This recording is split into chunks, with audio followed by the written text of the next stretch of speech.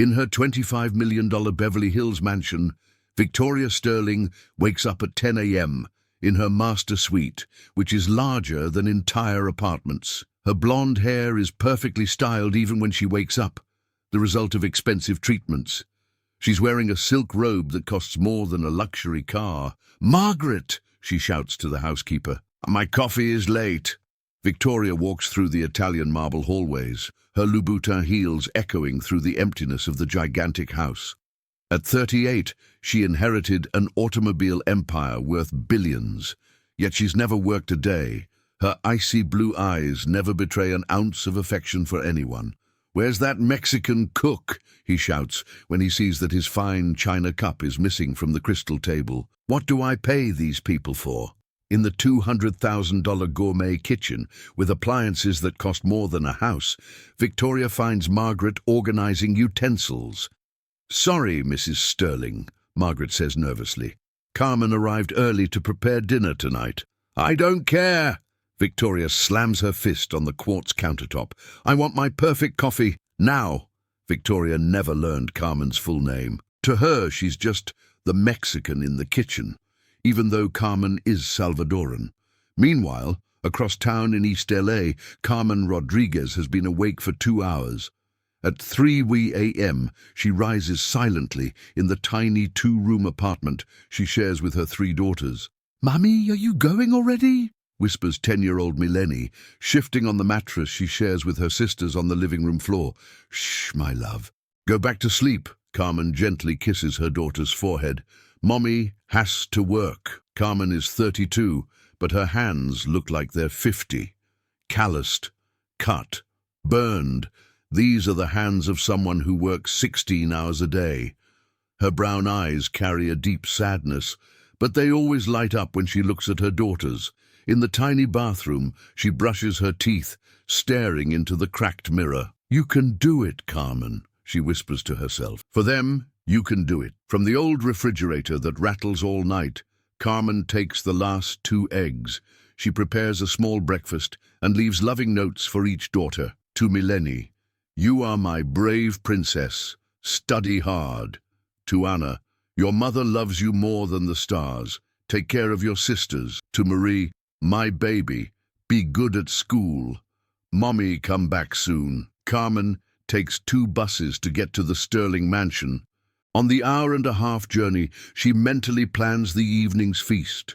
A smoked salmon appetizer, a lamb main course with fine herbs, and a Belgian chocolate dessert.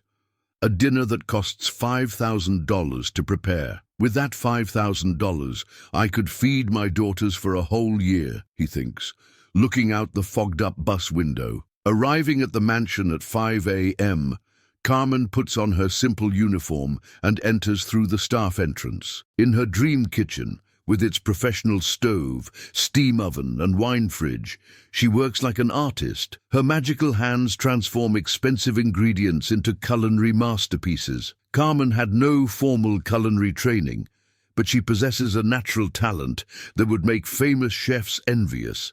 "Good morning, Carmen," Margaret says, coming into the kitchen. "Miss Sterling is upset about the coffee." Carmen sighs. "Sure, I'll prepare it right now." She knows exactly how Victoria likes it. Premium Colombian coffee, 2 spoons of granulated sugar, cup heated to 60 degrees, served exactly 3 minutes after preparation. It's ironic, Carmen thinks, stirring the 200-kilo coffee. I know more about her taste than I do about how to give my daughters a better future. Carmen earns $350 a week. With that money, she pays rent, food, bus fares, and medicine. She has $20 left over for extras, which never exist.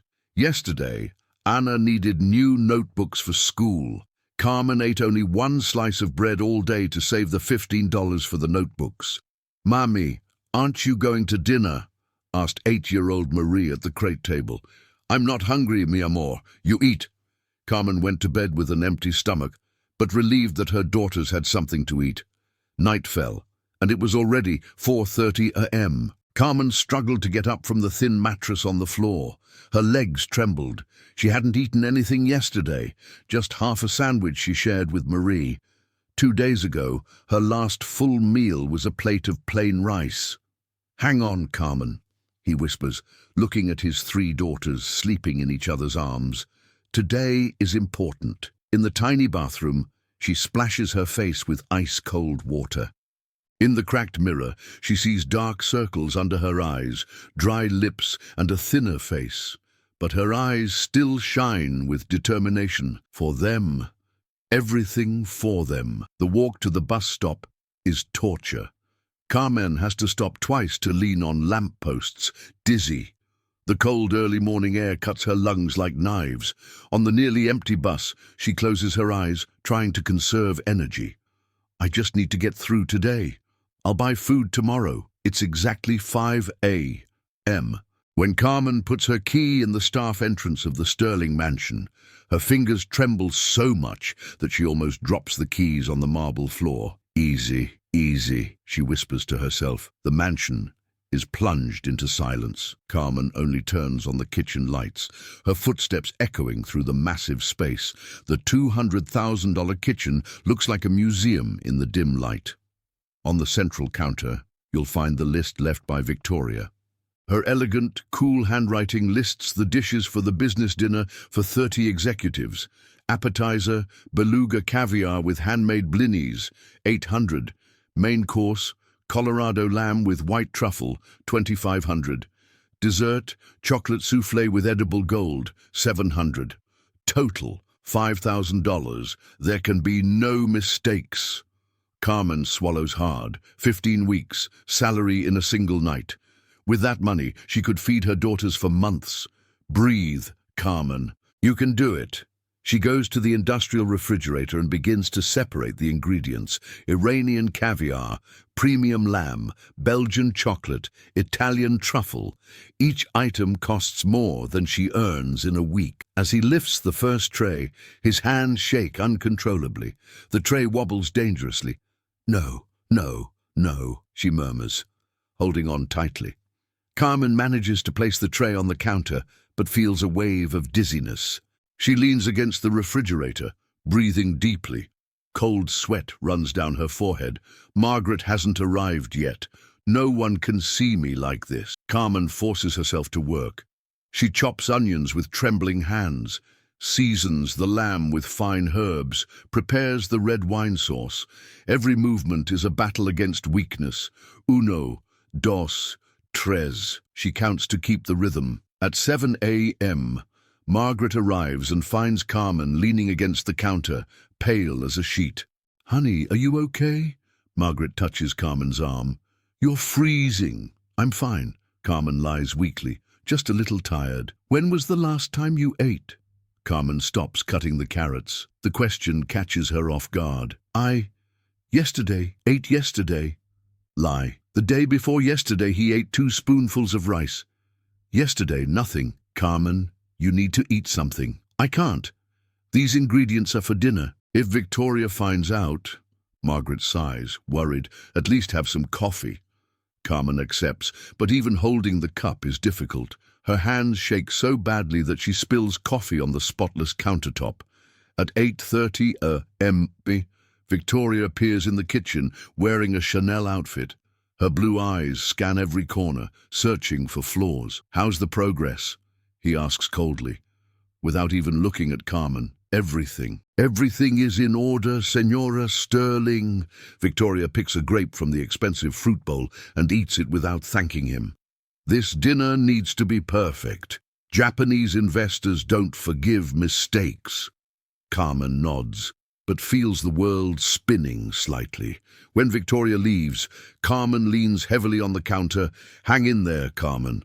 Just a few more hours." But at noon, when he has to lift the 5-kilo pot of marinating lamb, his body finally gives up. "Uno, dos, tres." She counts, trying to gain strength. Carmen lifts the pan, but halfway up, her legs give out completely. The world spins like a broken carousel. "No, not now," she stammers. The pot slips from her weak hands. Crash! The sound echoes throughout the mansion. Expensive lamb, red wine, fine herbs, all on the floor. Carmen tries to squat down to clean, but her legs won't respond. Her vision darkens at the edges. "Perdón, mis niñas," are his last words before passing out next to the scattered ingredients. It was then that Victoria, hearing the noise, came down the stairs furious. "What incompetence is this?" he mutters, descending the marble stairs with furious strides. Victoria's heels echo through the halls like hammers. She's mentally preparing her speech to fire Carmen on the spot. "I don't pay to—" Victoria trails off as she enters the kitchen. Carmen is passed out on the floor, surrounded by expensive ingredients scattered as if a bomb had exploded. Her face is pale as paper, her lips blue. What? What the hell? Victoria freezes for a second. Margaret comes running in. "Oh my God! Carmen! She's faking it!" Victoria shouts, but her voice shakes slightly. "It's just drama to avoid work." Margaret kneels beside Carmen, checking her pulse.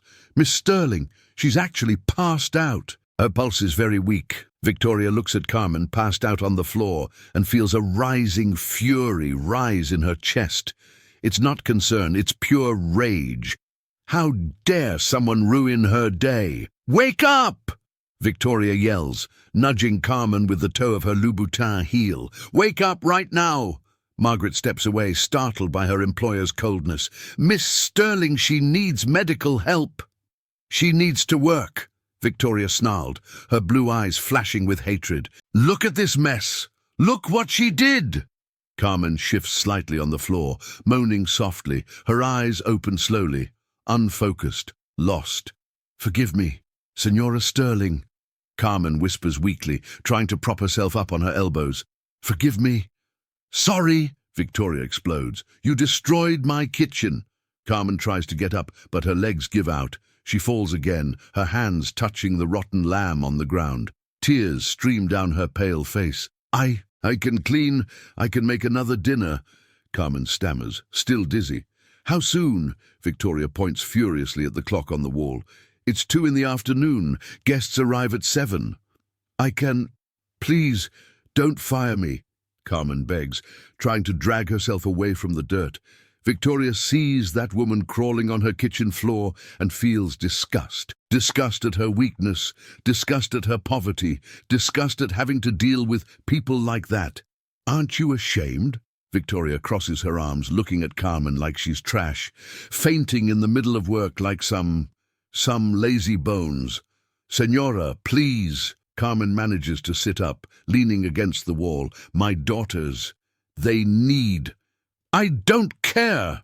Victoria screams so loudly that her voice echoes throughout the entire mansion. Your daughters are not my problem." Margaret interjects timidly. "Miss Sterling, perhaps we should call an ambulance." "Ambulance?" Victoria laughs cruelly.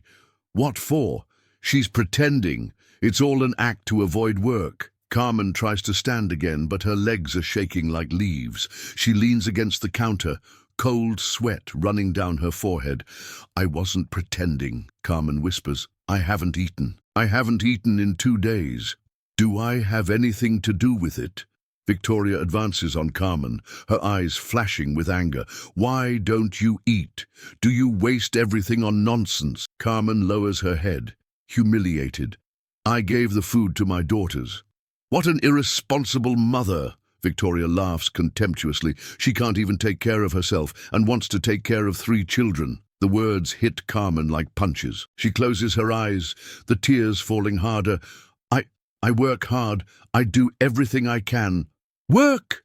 Victoria explodes again. "Look around. $5,000 worth of food on the floor. Is that work?" Margaret touches Victoria's arm. "Miss, perhaps she needs to go home and rest." Victoria stops and thinks. She needs Carmen for dinner, but in this condition, she's useless. And on top of that, James, her driver, isn't there. "Where's James?" Victoria asks irritably. "He picked up his aunt from the airport. Remember, he won't be back until 5, Margaret replies. Victoria feels her irritation grow even more. She's trapped. No driver, no working cook, and guests arriving in 5 hours. Perfect! Victoria throws her hands up. Perfect! Now I have to be a maid's driver. Carmen lifts her head, confused. Senora, you're going home, Victoria says with disgust in her voice. And in this pathetic condition, you're worthless. But dinner, Carmen tries to protest. Dinner went in the trash, just like you. Victoria points to the mess. I'm going to have to order takeout. You ruined everything. Carmen begins to cry silently. She knows that being fired means no money for rent, for the girls, food, for anything. Please, give me one more chance, she begs. Chance? Victoria laughs cruelly. And though you've had every chance in the world, and look at the result. Victoria grabs her $50,000 Hermes bag and the Bentley keys. She's furious about having to leave home and drive to that horrible place where Carmen lives. Get up, Victoria orders. I'm going to take you home and you're never coming back here again. Carmen struggles to her feet, leaning against the wall. Her legs are still shaking, but the fear of being fired gives her the strength to stand. Senora Sterling, my daughters. She tries again. Your daughters should have a mother who knows how to work.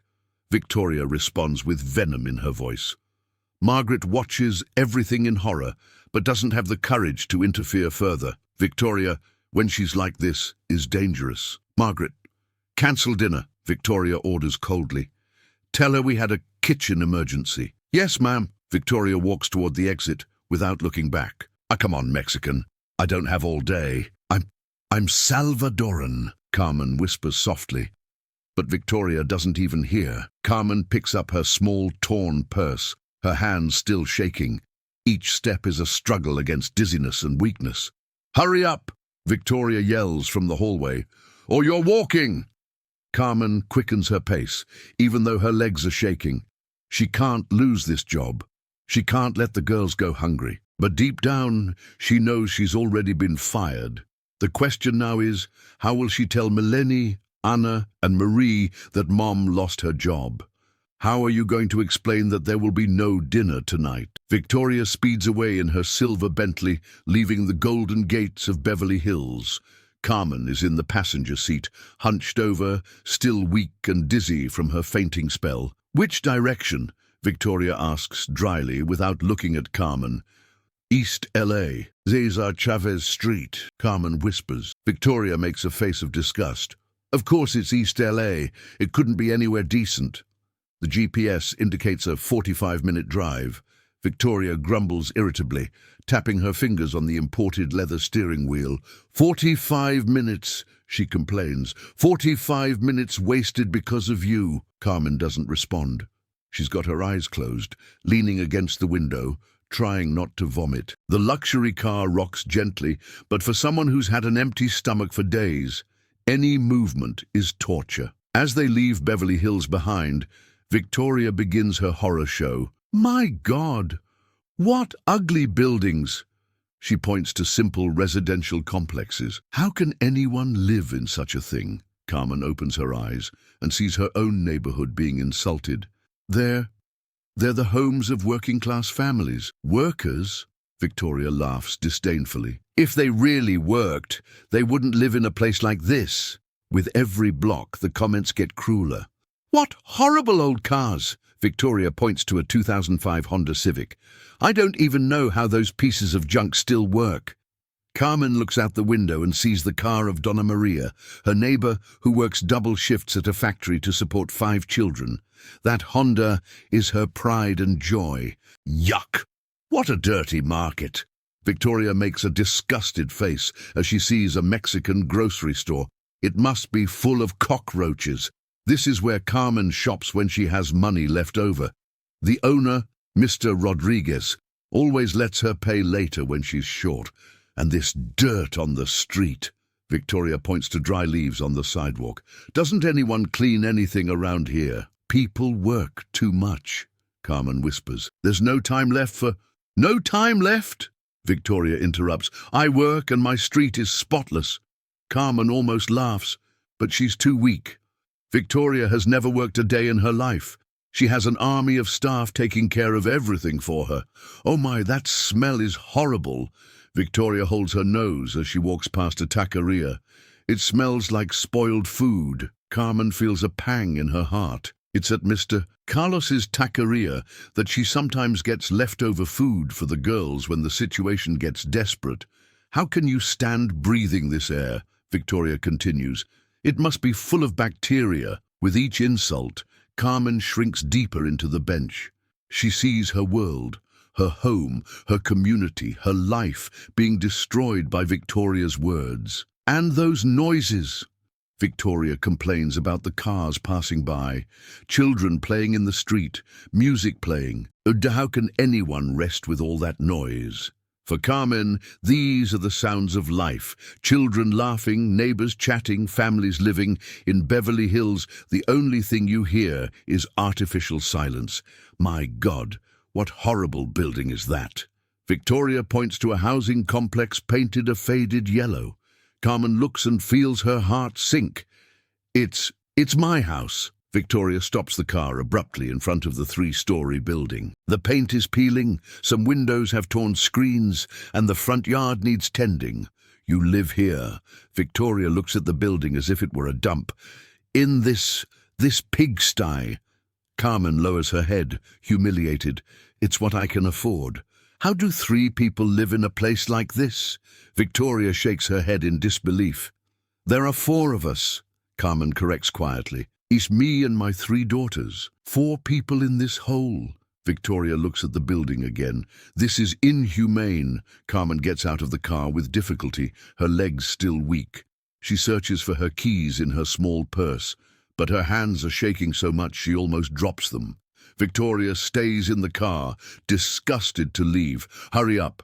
I want to get out of here as quickly as possible. Carmen climbs the 3 cracked steps to the ground floor apartment door. The lock is stiff. It's been in need of repair for months, but she doesn't have the money. Come on, Victoria honks impatiently. I don't have all day. Finally, Carmen manages to open the door. And then it happens. 3 girls rush out of the tiny apartment like birds leaving a nest. "Mummy!" screams 10-year-old Millionaire, jumping on Carmen's neck. "Mummy!" Anna, 11 years old, hugs her mother's waist tightly. "Mummy!" "Mummy!" 8-year-old Marie clings to Carmen's leg, laughing. The 3 girls are thin, clearly not eating enough. Their clothes are simple, patched, clean, but old. But their smiles light up the entire street. "Mummy, you're early." Millionaire smiles, showing a broken tooth. "Did something happen? Are you okay?" Anna notices that her mother is pale. "You look tired. Did you bring candy?" Marie asks hopefully, looking at Carmen's empty bag. Victoria watches everything from inside the car. She sees 3 poor, thin, poorly dressed children, but completely in love with their mother. He sees Carmen, weak and humiliated, but smiling for the first time that day when she sees her daughters. She sees the purest love in the world happening in front of a building she considers a dump. And for the first time in 38 years, Victoria Sterling is unable to speak. Carmen looks at Victoria, still sitting in the car, and feels a pang of shame. Her daughters are there, happy and innocent, unaware that their mother's employer considers them inferior people. "Senora Sterling," Carmen timidly approaches the car window. Would you like to come in for a bit, to rest before heading back?" Victoria hesitates. Every fiber of her being screams to speed up and get out of there. But something about the way the 3 girls look at her, curious, not malicious, just kids being kids, stops her in her tracks. "Who is she, Mommy?" asks Anna, pointing to Victoria. "It's the lady Mom works for," Carmen explains softly. "Senora Sterling, these are my daughters, Millionaire, Anna and Marie." "Hi!" Marie waves with her paint-stained little hand. "Are you rich?" "Marie!" Carmen despairs. "But you can't ask that." Victoria slowly gets out of the car, still in shock. The 3 girls watch her with huge eyes, as if she were a fairy tale princess in her Chanel ensemble. "I'm sorry, Senora," Carmen whispers, mortified. "They don't know. They don't understand." "Is your house a mansion?" Millionaire asks innocently. "Mammy said it's really big." Victoria looks at Carmen, who's blushing with embarrassment. then at the three girls, waiting for an answer. For the first time in her life, she doesn't know what to say. It's big, Victoria replies quietly. Do you want to come into our house? Anna asks proudly. It's small, but it's ours. Carmen becomes even more desperate. No, girls, Senora Sterling needs to go back to... No, Victoria interrupts, surprising herself. I can come in for a minute. The three girls burst into joy. Eh! They scream together, running for the door. Carmen can't believe it. Are you sure, Senora, the house is... It's a mess. Victoria follows Carmen and the girls into the apartment. The door opens, and she finds herself in a whole new world. The apartment has 2 rooms, a living room, kitchen, and bedroom, and a tiny bathroom. 3 thin mattresses lie on the living room floor. A table made of wooden crates serves as a dining table.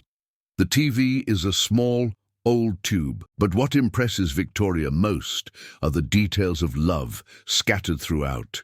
Look at our drawings! Millionaire runs to the old, noisy refrigerator. Mummy, stick them all here. The refrigerator is covered in children's drawings. Victoria approaches and sees works of art made with worn-colored pencils, a smiling family of 4, a house with a flower garden, a giant plate of food. This is me, Mommy, Anna and Marie. Millionaire points proudly at the drawing. And this is our dream house. Victoria looks at the drawing. The dream house is a simple little house with colored windows and a garden, nothing like a $25 million mansion. And these are our toys. Anna picks up a doll made of patched cloth. Mummy made it for us. Marie shows off a cart made from a shoebox and soda bottle caps. Look how cool. It really moves. Victoria looks at the handmade toys, made with so much care, so much love. Her $500 dolls never made her smile the way those girls smile with rag dolls. Mammy is the best cook in the world, Anna declares proudly, hugging Carmen. It's true, Marie adds. She makes food for rich people, but she always comes back to make our special food. Special food? Victoria asks curiously. Yes, Millionaire explains excitedly. Mummy takes what's in the fridge and works magic, turns an egg into a party. Carmen smiles sadly. Agree, they don't know that sometimes we only have 1 egg for the 3 of us? But Mummy always gets it, Anna insists.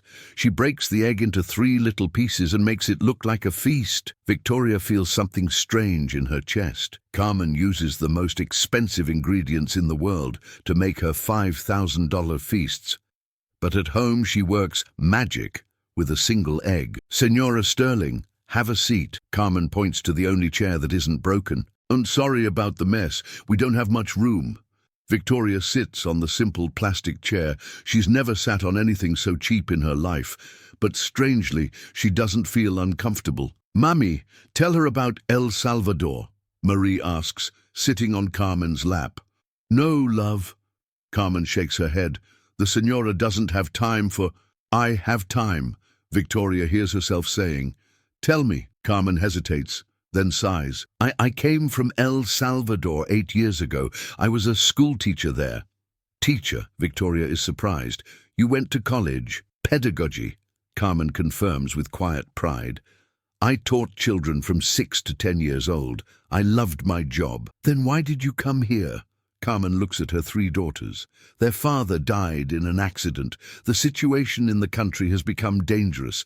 Gangs are threatening single families. I sold everything I had and came to give them a better future. Mummy even sold her wedding ring, Anna adds sadly. Victoria looks at Carmen's hand.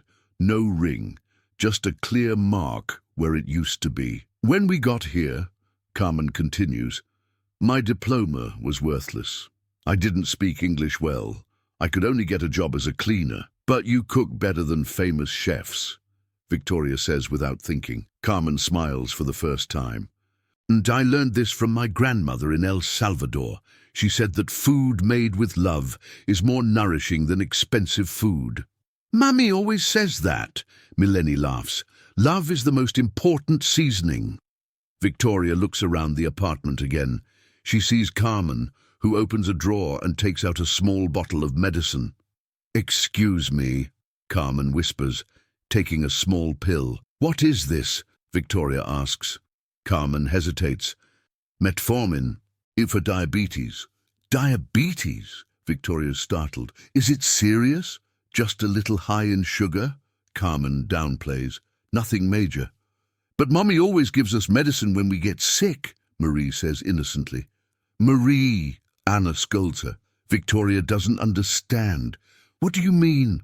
Carmen blushes with embarrassment. "Sometimes, when I don't have money for the girls' medicine, I share mine." "You share your diabetes medicine?" Victoria can't believe it. "It's only when they're sick. They're more important. But you might die." "They can die too," Carmen replies simply, "and they have their whole lives ahead of them." Victoria feels emotionally dizzy. This woman is literally killing herself slowly to keep her daughters alive. "Mommy always says," Millionaire hugs Carmen, "that mothers are like guardian angels. They take care of their children before taking care of themselves." Victoria looks at Carmen, a teacher turned cleaner, a widow who raised 3 daughters alone, a diabetic who shares her medication with her children. And he realizes that he is in front of the bravest woman he has ever met, a woman who sacrifices everything, health, food, dreams, life, to give love and a future to 3 girls. Victoria remains silent for several long minutes, processing everything she has just learned. Her hands, never calloused or bruised, tremble slightly as she examines Carmen's, marked by years of hard work. "Carmen," Victoria says softly, using her name for the first time. I didn't know." "Didn't know what, Senora?" Carmen asks, still holding Marie in her lap. "I didn't know you were—" Victoria pauses, searching for words. "That you had sacrificed so much." The 3 girls notice something has changed in the rich woman's voice. She no longer sounds angry. Victoria gets up from her plastic chair and goes to her Hermes bag. She pulls out a thick envelope, the cash she always carries for emergencies. "Here," she hands it to Carmen, $3,000, for the girls, for their medicine, for— "No." Carmen recoils as if the money were burning. "And I can't accept it." "Why not?" Victoria snaps. "You have to." "I don't want charity, Senora Sterling," Carmen says with iron dignity. "I only want fair work." "But look how you live." Victoria points to the tiny apartment. "This money could change everything." Carmen stands, gently placing Marie on the ground. Her brown eyes shine with a strength Victoria has never seen before. "Senora, I work. I work 16 hours a day. I clean your mansion. I cook your banquets. I take care of your life. I'm not a beggar." "I know, but—" "No," Carmen interrupts her. "If you give me money like that, out of the blue, it's because you feel sorry for me, and I don't need pity." Victoria is speechless. No one has ever refused her money. "So what do you need?" Victoria asks, genuinely confused. "Of fair work. Of being paid what I'm worth. Of being treated like a human being, not like furniture in the house." The words hit Victoria like punches. She thinks about how she treated Carmen all these years, ignoring, yelling, humiliating. "Mammy," Millionaire tugs at her mother's skirt. "We don't have anything for dinner today." Carmen closes her eyes, mortified. She doesn't want Victoria to know about this. "What do you mean?" Victoria asks. "I spent the last few dollars on medicine yesterday," Carmen whispers. "I was going to buy food with tomorrow's paycheck." Victoria looks at the noisy refrigerator. "Can I see?" Carmen hesitates, then opens the refrigerator. It's completely empty, except for a packet of ketchup and a half-empty bottle of water. "Oh my God," Victoria whispers. "It's not always like this." Carmen quickly defends herself. "It's just been this week that's been difficult because Marie got sick and—" "Carmen, stop!" Victoria interrupts her. "At least let me buy food. It's not charity, it's my responsibility. Like this. I pay you $350 a week. You work harder than anyone I know. If you can't buy food, It's because I don't pay you enough. Carmen looks at Victoria in surprise. She's never heard her boss admit to any mistakes. Please, Victoria insists, let me buy food for your daughters. They are innocent in all of this. Carmen looks at the three girls. Millionaire hides her hunger, but Victoria sees her swallow hard. Anna plays to forget her empty stomach. Marie is too young to understand, but she's quieter than usual. Okay, Carmen whispers, but just food, and I'll pay you back. It is not necessary. I'll pay you back, Carmen repeats firmly. Victoria smiles for the first time in years. A genuine smile, not forced for social photos. And where is the nearest market? 20 minutes later, Victoria pushes a shopping cart for the first time in her life. Carmen walks nervously alongside, list in hand. Rice, beans, milk. Carmen reads softly, just the basics.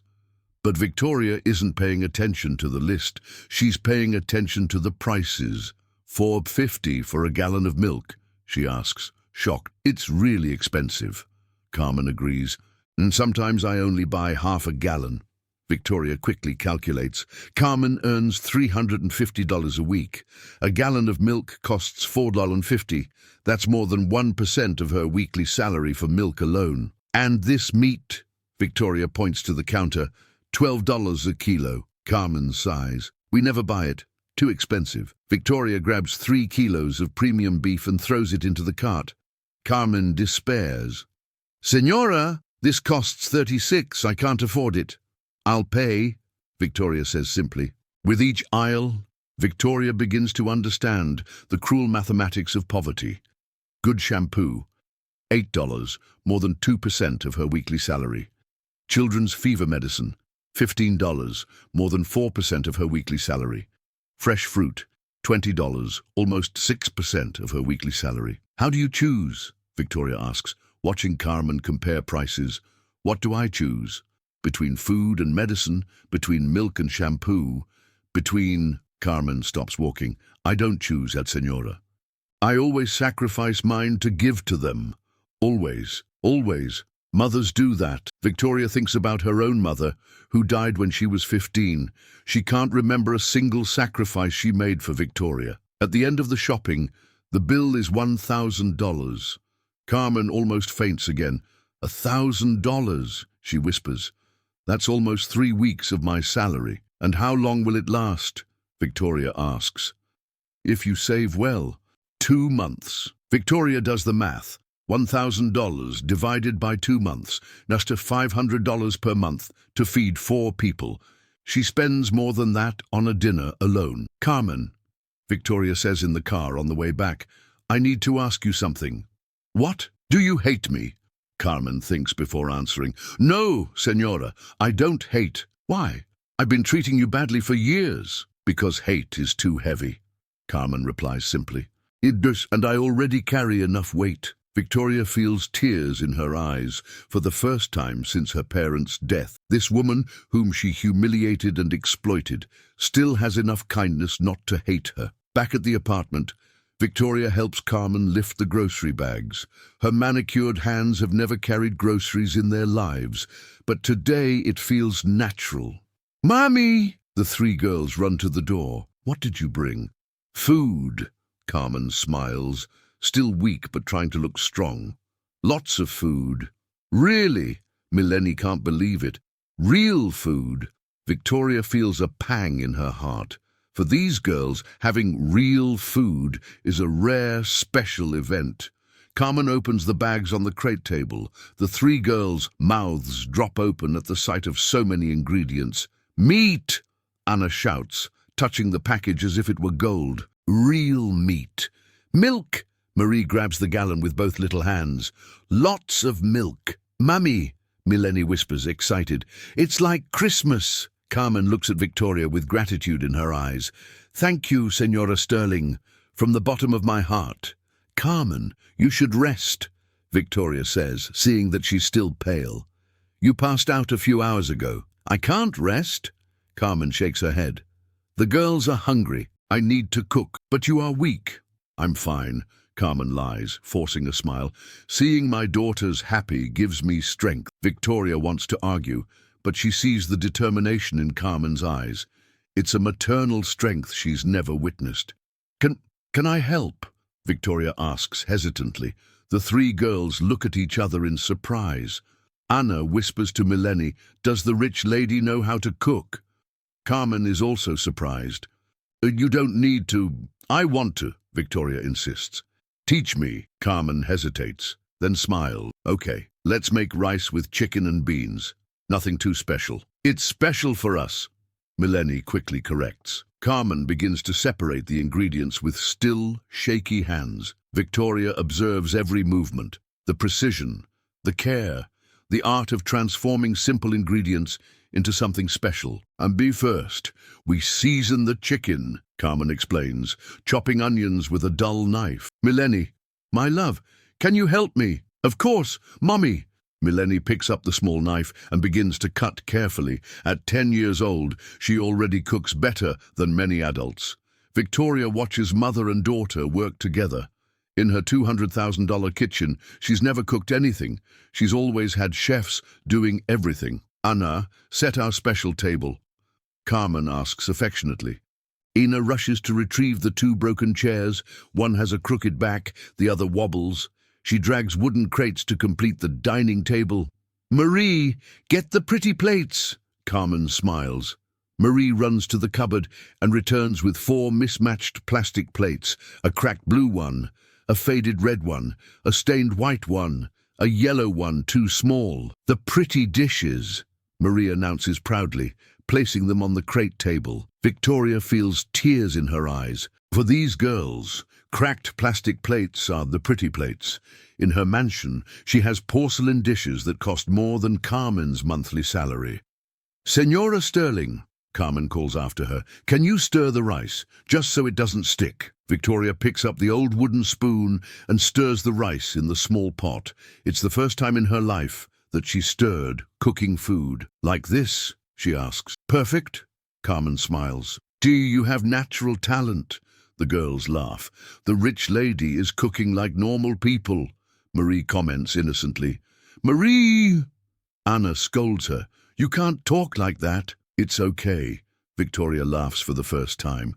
She's right.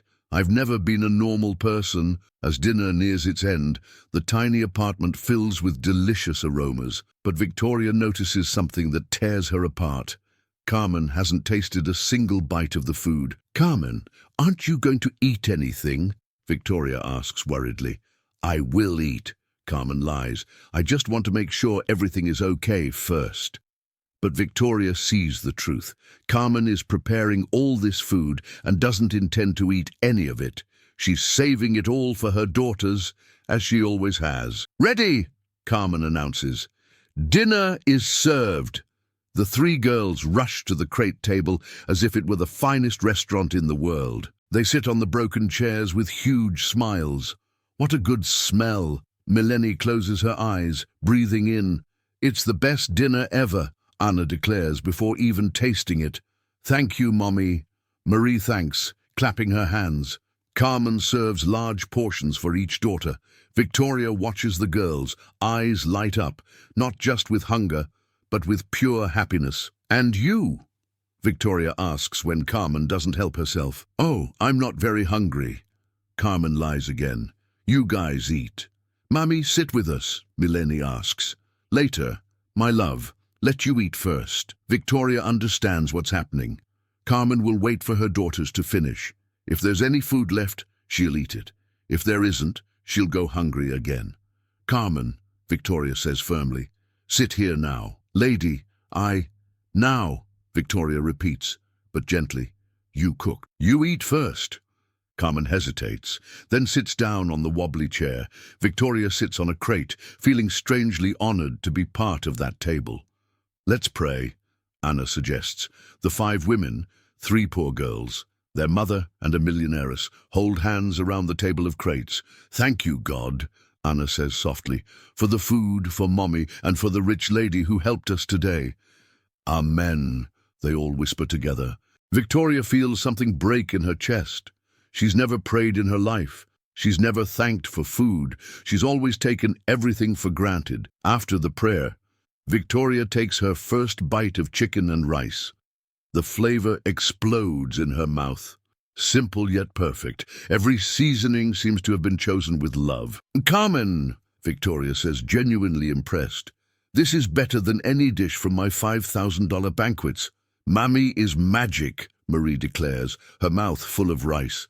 "She makes food flying food." Victoria laughs curiously. "Yeah," Anna explains seriously. "Sometimes there's almost nothing in the fridge, but Mommy makes it feel like a party." Carmen blushes. "They exaggerate." "We didn't exaggerate," Melanie protests. "Remember last week? We only had 1 egg and a little flour. Mammy made pancakes that looked like they came from a restaurant." Victoria looks at Carmen with growing admiration. "You turned 1 egg into a meal for 3 people, Carmen corrects. "I didn't eat." "Why didn't you eat?" Victoria asks, but already knows the answer. Because there was little, and they needed to grow. Victoria feels something stir in her chest. This woman is a true hero mother. After dinner, the 3 girls help wash the plastic dishes in the tiny sink.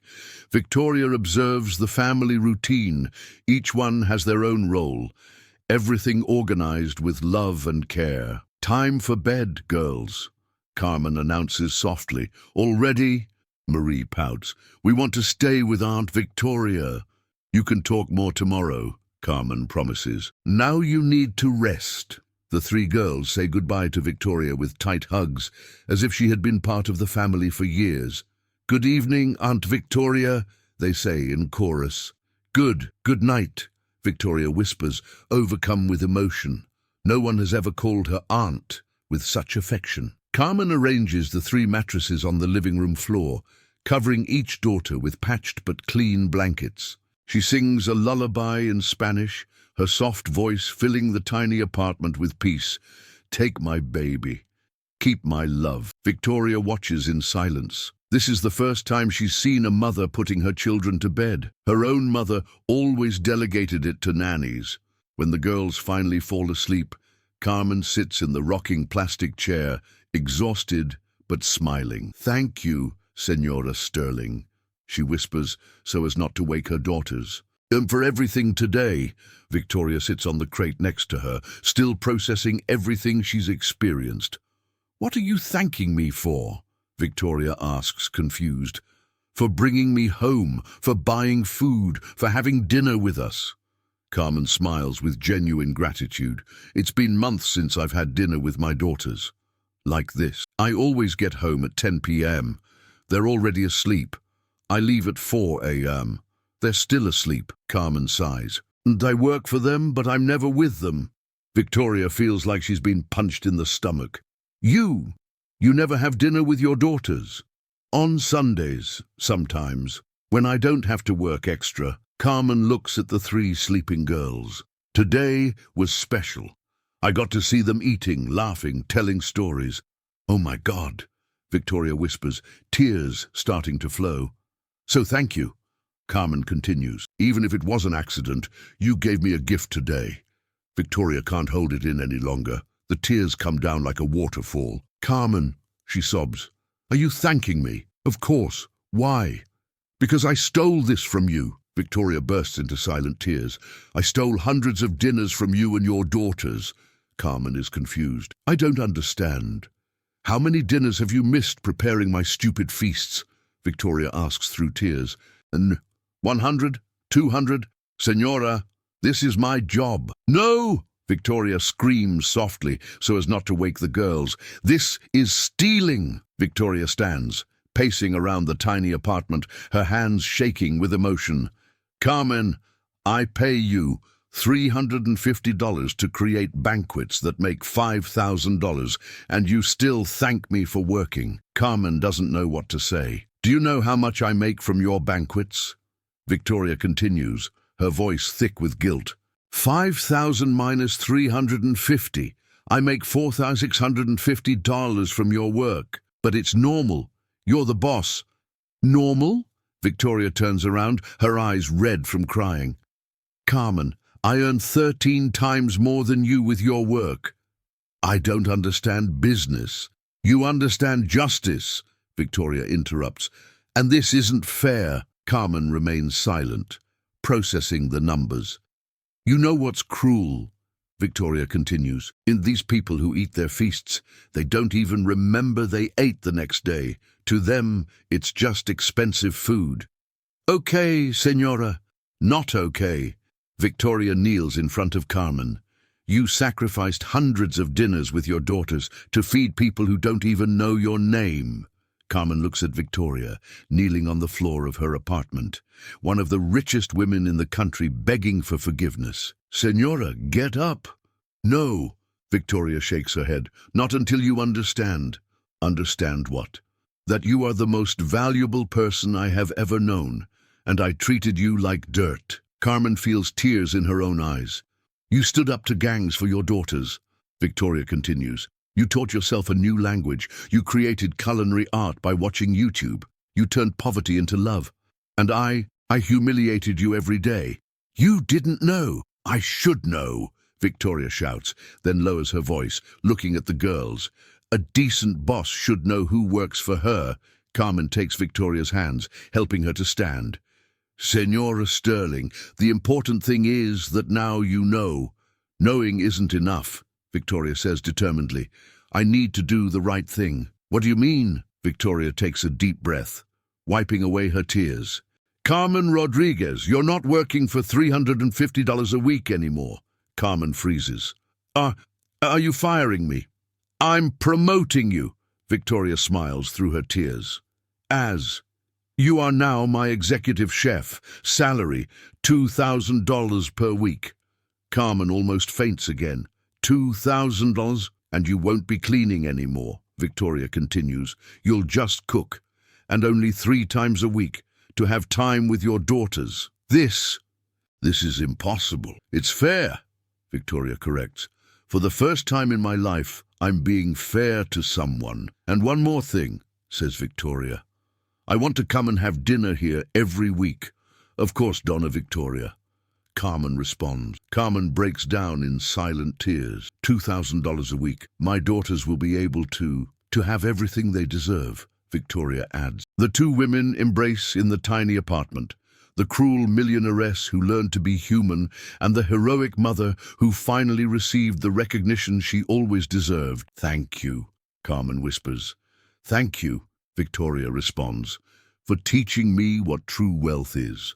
Outside, Los Angeles continues to spin, but there, in that 2-room apartment, 2 lives have just changed forever. Justice has finally won. End of history.